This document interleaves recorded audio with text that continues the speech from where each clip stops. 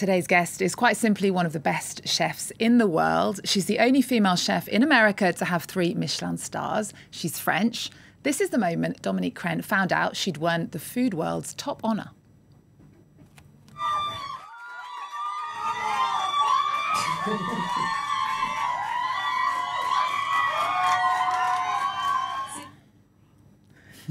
That makes you happy watching that, doesn't it? I love it, yeah.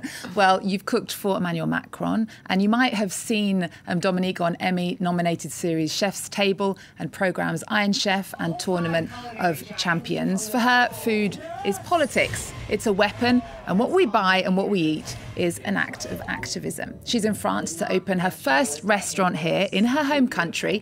It's called Golden Poppy. Welcome to the show, Dominique Crenn. Thank you so much for being here. Well, thank you for having me. Nice to see you again. Last time you were on the show, we were talking virtually as we were both in lockdown. Your team were making food for communities in need during COVID while your 3 San Francisco restaurants were closed. You were also dealing with cancer.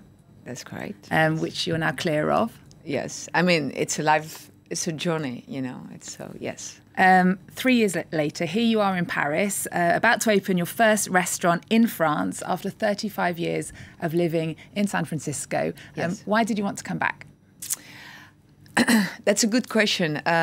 You know, I've talked about it. It's very personal, and it's not about, you know, coming back here and open a restaurant. I think it's more like coming back to a place that it's very dear to my heart, you know.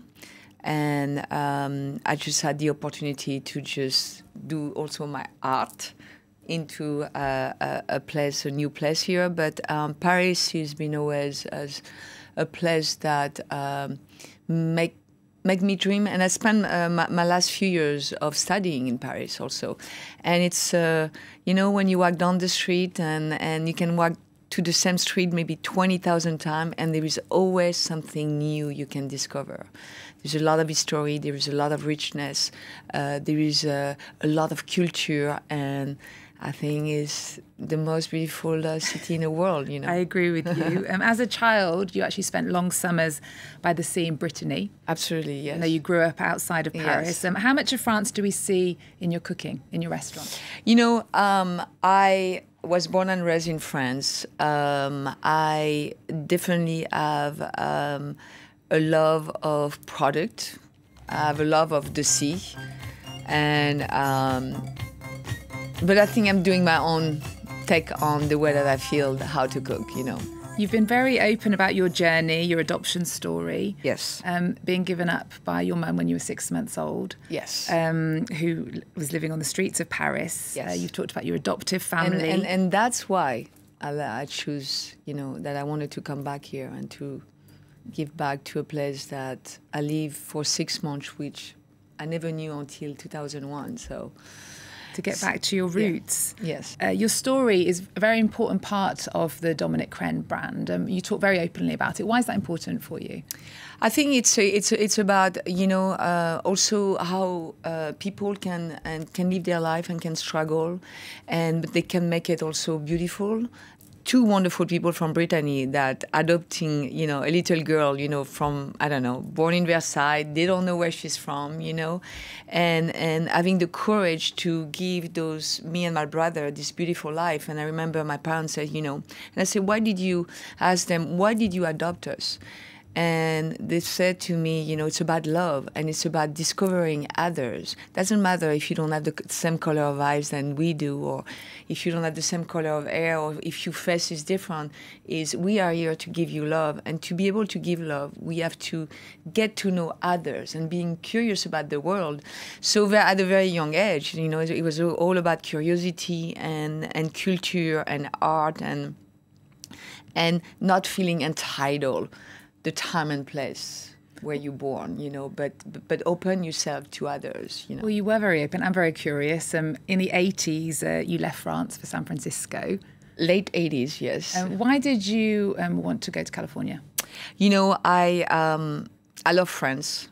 France at the time and maybe still maybe today, they never gave a chance to the young generation. It was very bureaucratic. It was about, you gotta work for 20 years to prove yourself to the world, you know. When today you have amazing young people, 20, 21, I mean, it's like amazing creative, you know.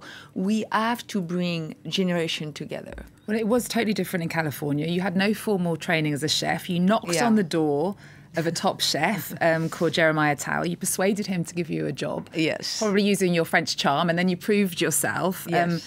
Then, after travelling and working abroad, you opened your own restaurant in San Francisco, Atelier Crenn, in 2011. Now it has 3 stars, and you were named a few years ago best female chef in the world. What's all that like? You know, I think what I said to my team, I said to them, any industry that you go in, obviously, if you become successful, it's going to be hours and all that. But I said to them, hour doesn't define you. It's what you do with it that define you. So I think it's a great thing for the team, and it brings us, you know, joy, obviously. But every day we're going back to work, and we have to keep doing the narrative and telling the story, and you know, we are here to not change the world, but we are here to invite people to be curious or other thing, and maybe open up conversation, you know. And I think there's something like 100 chefs in the world who've got 3 Michelin stars. There are only 7 women. And as well as being a chef, you are an activist. Gender equality is one of your missions, especially in the kitchen. You spoke in your book, Rebel Chef, of experienced sexual harassment and when you were younger. Do you think things are better in the kitchen now, in restaurants now? I hope so. I think it's getting better, and I think I spoke about it before. Is there is a lot of chefs that will tell you, well, it's better now, but because it was trendy. But this is work. We have to keep doing the work, because I have some young women that write me letters, you know, that want to work, you know, with us, you know, and the story that I'm still hearing in 2023. It's horrible. During COVID, it was horrible too. You know, we had to wear masks, and I had story from young server, you know, that was telling me that people were harassing them because they wanted to see the smile of the woman. Give me a smile, and then I'm going to give you a tips. So it's changing, but yet it's not. We need to do the work. Well, I mean, look what's going on in America. You know, the right of women. We are losing it. You know, so we have to keep pushing and inviting people to the table. You know, that's why we're cooking. I'm inviting you to the table to have this conversation, and you know, just remember, you know, everybody come out of a woman womb. So. Just let's think about this for a second. You are here because of your mother, so start to respect women a little bit more, you know. Another one of your missions is sustainability. Golden Poppy, along with your other restaurants, reflects the challenges of our times. Local and sustainable products, there's no meat, zero plastic and zero waste. Food prices are higher than ever in 2023. What's your advice to people to eat more sustainably, but within a budget? Yeah, I mean, I think this is a good question, because I think a lot of people say, well, you know, organically and all that. No, you can. I think, first of all, in France, you go to the market. Go to the market, talk to your farmers, you know, buy, you know, things that are in season, you know, and at home, you know, don't throw anything, you know. Our grandmother didn't throw anything. So this is interesting. This is an interesting subject, because before there was no waste, you know. I remember my grandmother used to use everything, you know. So let's maybe take a little bit more time. Like, for example, if you peel carrots, don't throw the peeling of the carrot. Maybe you can make vinegar out of it, or maybe you can add it to maybe a quiche or something like that. You know, you reuse things. Now, you worked on the film The Menu with Anya Taylor-Joy and Ralph Fiennes. There's also a new foodie film out at the moment called Pot au Feu with Juliette Binoche. I didn't see that one, but I heard about that. It's not out in cinemas yet. It was premiered at the Cannes Film Festival. The French chef Pierre Gagnère, he made all the dishes. The food looks amazing in that. I just wondered, if there's one dish to try at your restaurant, one amazing dish, what would you advise us to try? Which one? Atelier Crenn or? The one in Paris. The one in Paris. You know, every dishes that we do on the menu, it's with love, you know. I think a lot of people have been talking about the ormeau, the abalone taco, the ceviche with pea milk, also the banana pancake with caviar and koji cream.